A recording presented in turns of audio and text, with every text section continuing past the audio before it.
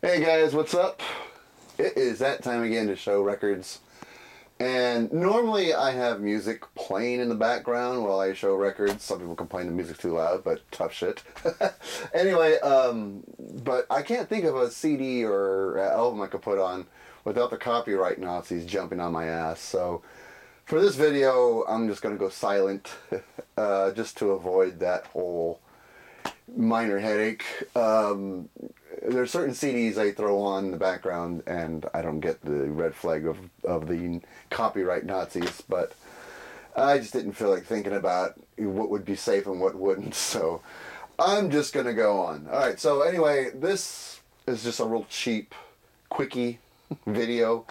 This is a vinyl dig I did about a week or a week and a half ago, and never got around to making a video for it. And I originally wasn't, because I didn't think what I bought was particularly spectacular and video worthy, but I like doing videos, so I figured, screw it, I'm gonna show these records anyway, even though they're not exactly wow records. But anyway, we're gonna start off with the Birthday Girl. I believe the date today is January 16th as I'm filming this in front of the camera, and today is Sade's birthday.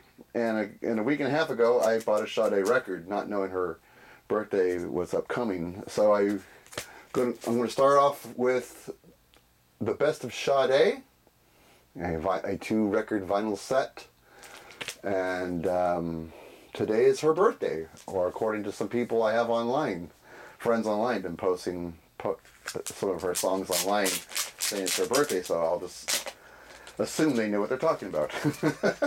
Anyway, I bought this used. And every time I see it brand new in record stores, they want damn near 35 to 40 bucks for it.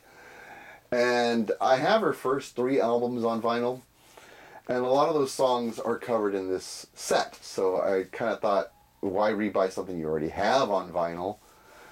Even though this is like a reissue and I guess a remastered or whatever. But I saw it used for 15 bucks, and that was the magic number. I was like, well, now I'll pull the trigger. And I'm glad I did, because this is a really good set, even though I have most of these on vinyl already on the albums they came on. The newer songs I don't, or newer for the time this was released originally. I don't. So, for example, the song Ordinary Love, I don't think I have a vinyl copy of that song, and that song is, woo, that's a cool slow jam. Ordinary Love, that is such a romantic slow jam. Oh, that's when you're playing a romantic evening, that's the song you want spinning in the background, you dig? So yeah, I love that song. That song is awesome. But this is a great set. Like I said, I have the records already, but it's nice to hear them all in one collection. I'm starting to like best of collections. At first I wasn't really that big on collecting them, because I'd rather collect the individual albums, but I'm starting to become a fan of the best of compilation. It's cool to hear everything all in one set. It's pretty nice, and this one is really good. I mean, all the songs are great. I have a blast listening. I think I've spun this like 3-4 times already, both records, and it's great. I love this. I'm so glad I finally have it. I probably should have just bought a brand new, but that was a pretty big price tag.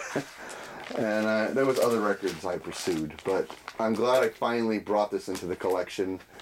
And Sade, birthday woman, not girl, woman, birthday woman here, deserved to be shown first. And even if it wasn't her birthday, I would have shown it first, because this is just some awesome stuff. And I think when her first album came out, I was 14, and I saw the video for Sweetest Taboo and Smooth Operator, and thought to myself, now there's a good looking woman, but a beautiful voice too. And one of these days I may see her in concert with my own eyes. I've seen concert DVDs of her, and they're spectacular, so one day I got to see her live before she retires from music altogether. But Best of Sade, just a killer vinyl set, just absolutely killer. Alright, I finally got it. I finally got Harvest. After years and years and years of putting it off, I finally got myself a beat-up copy of Harvest, as you can see, but It's splitting at the top here, but yeah, it's still a cool copy. I bought this for like I think $4 with a really old looking insert here. You know, I've never been a big Neil Young fan growing up because I grew up with Neil Young in the '80s. Keep on rocking in the free world. This note's for you. Can't say I was fans of those songs, and still not. And then when he started hanging out with Pearl Jam, or Pearl Jam was hanging out with him, I should say. I don't know. I just wasn't into him at all, and that was like the Neil Young I kind of knew. I really didn't go back to this, even though I heard Old Man and Heart of Gold on radio. It reminded me too much of country music, and at the time I wasn't really that big on country, acoustic country. It just reminded me of that sound. I'm not saying it was. It's more folky, of course, but it just reminded me of country, and that's usually why I tuned it out. But in recent years, there's a local radio station that keeps playing the song Old Man a lot during the morning drive when I'm listening to the radio the most. And I got addicted to the song Old Man. So the song Old Man made me want to buy this. And it sounds great on here. It sounds absolutely great. And now I have spun the whole album. And I do like what I hear. I liked it more than I thought I would, to tell you the truth. It's a damn good album. And I can see why people go crazy over it. Now, I was not going to buy the $40 reissue or whatever. I'm happy with my really, really beat up $3-4 copy. I forgot what I paid for this. It was less than $5 though. I'm happy with this. And though there's a lot of surface noise on this, it's not that bad. It stops halfway through the first song on side 2, I think, or 1. Side 1.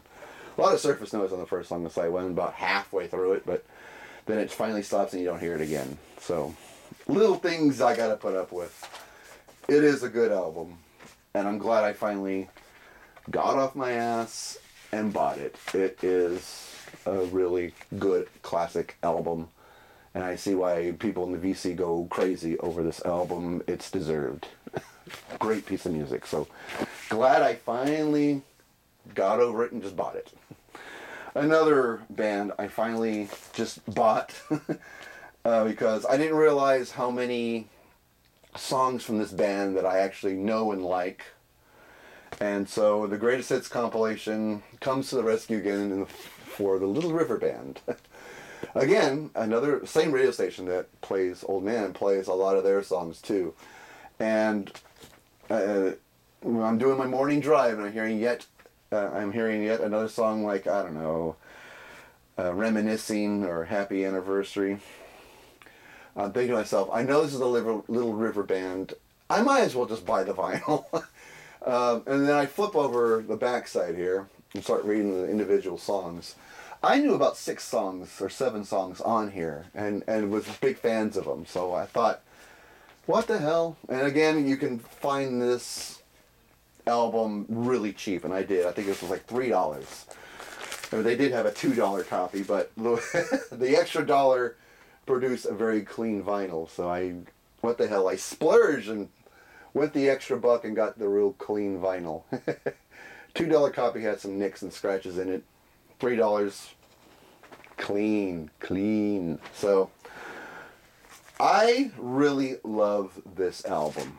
I think I spun it more than Sade. Can you believe that? What is this world coming to? Anyway, but this is a good album. And it's, like I said, one of these bands, I didn't realize how many of their songs I loved and knew and loved. There's one thing to know them. It's, yeah, you know them, but I actually love these songs. And this is, out of the whole batch I got here, this is still my favorite one to spin. I've been really digging this album.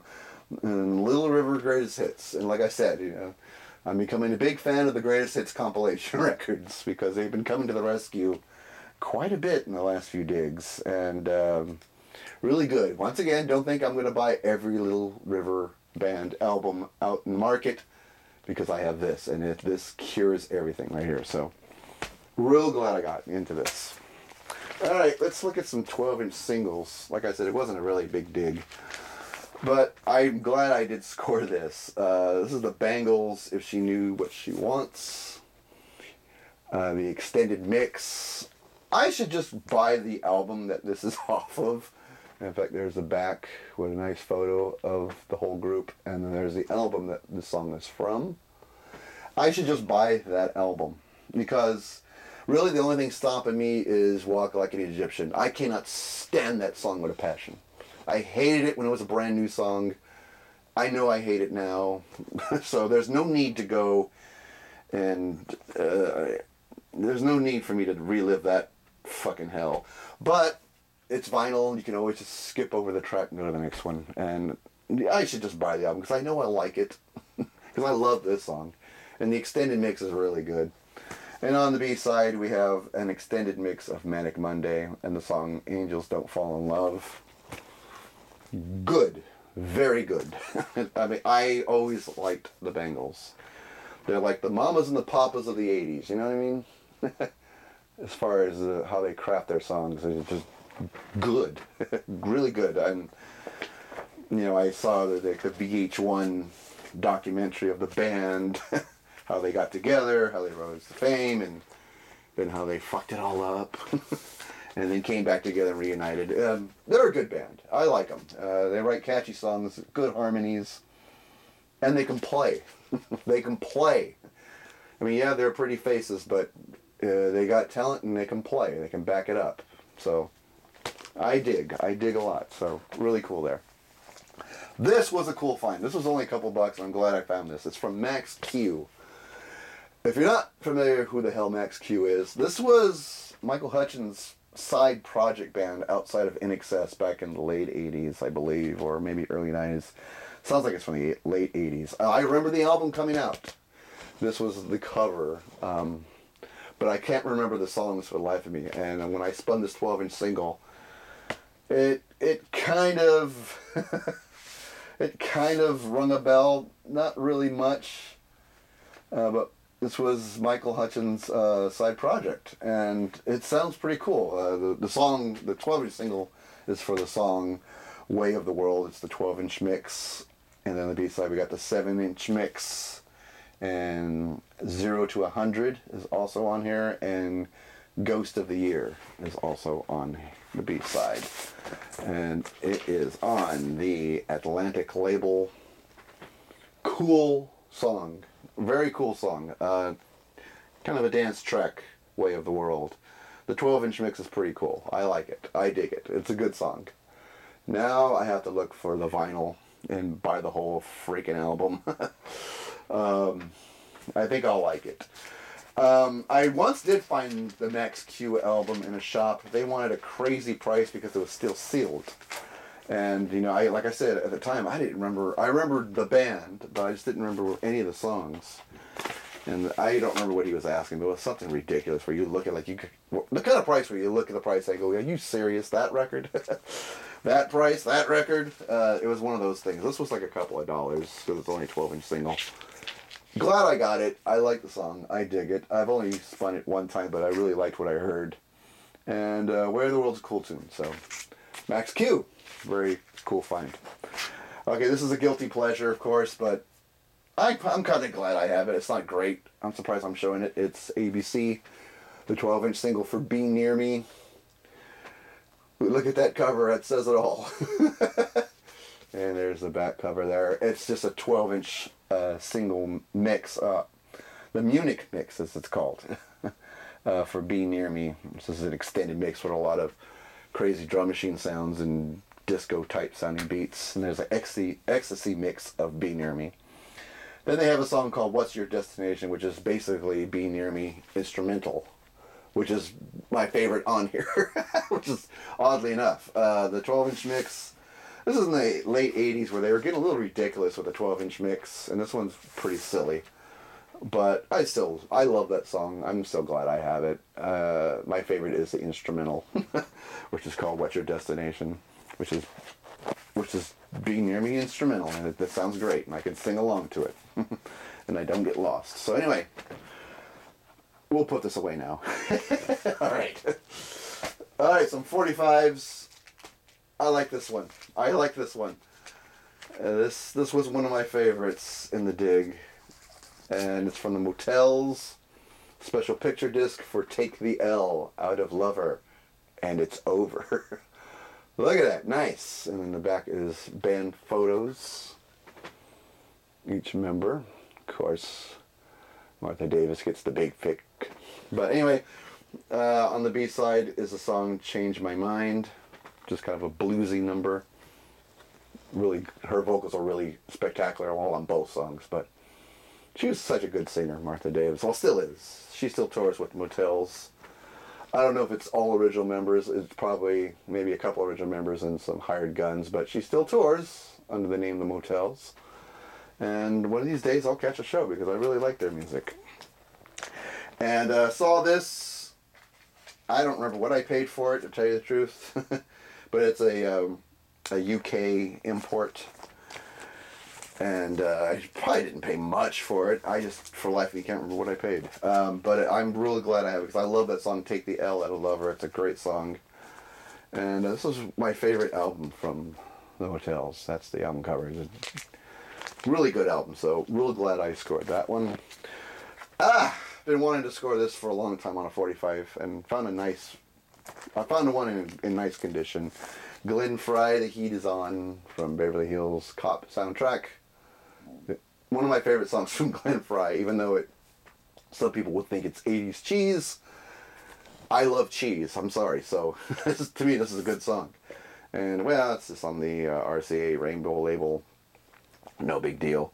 There's an instrumental song from Harold Faltermeyer on the B-side, which is Shootout, which is one of the instrumental songs from the movie. Really good song from Glenn Frey. One of my favorites, and I never get tired of it.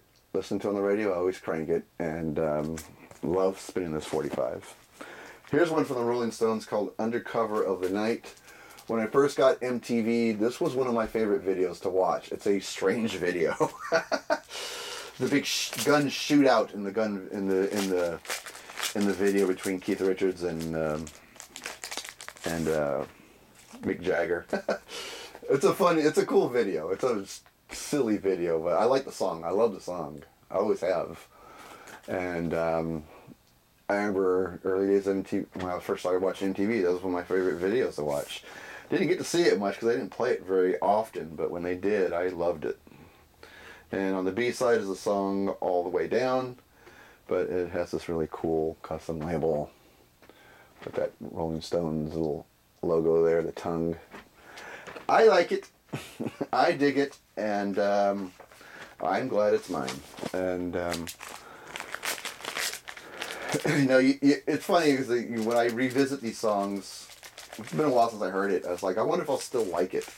Because I liked it when I was 13, 14 years old. I mean, now I'm 47. I wonder if it'll still work on me. And it still does. It's cool. So there we go. I was surprised to find this on a 45. It's from Cinderella. Nobody's Fool. Look at that 80s hair. My God. Thank God that looks over, huh? But, this is one of my favorite songs from Cinderella. I remember I saw the video on this and thought it was such a good song. The B-side is Push Push. Don't ask if it's good or bad. I never listened to it. I only listened to Nobody's Fool. I haven't spun the B-side yet. Probably never will. But I love Nobody's Fool. It is a good song. This 45 can be in better condition. There's some surface noise in the beginning. There's a little skip in the very beginning. But other than that, it's still cool. I mean, I got the album on vinyl, their first album.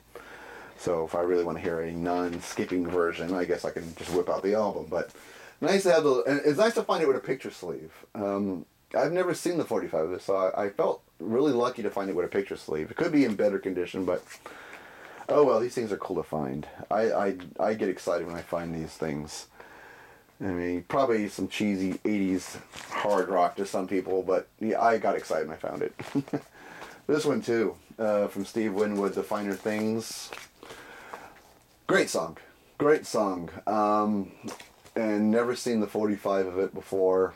And I found this one. It's in great condition. And, you always find 45. I can always find 45s for $1. This was only $1. And what a find that was. I always love that song. And yeah, you know, this next one I'm going to show you is from Prince, and I'm still surprised I'm finding Prince 45s out there. And they're reasonably priced. This one was only a couple bucks. I think like maybe $4, because it comes in this cool plastic pouch. And it's from the song Alphabet Street. I think the album was Love Sexy. And I think this was the first single from Love Sexy. Alphabet Street. I love that song, Alphabet Street. Real short version of the song on this 45. I do have a 12-inch single of it, and it's a longer version. The 45s, I mean, it's really short. I think it's only a couple of minutes. I like it. I was thinking it doesn't need to be that short. I know it's going to be shorter than the 12-inch single, but come on. And the B-side is also another version of Alphabet Street. I think it was like an instrumental version, if I remember correctly.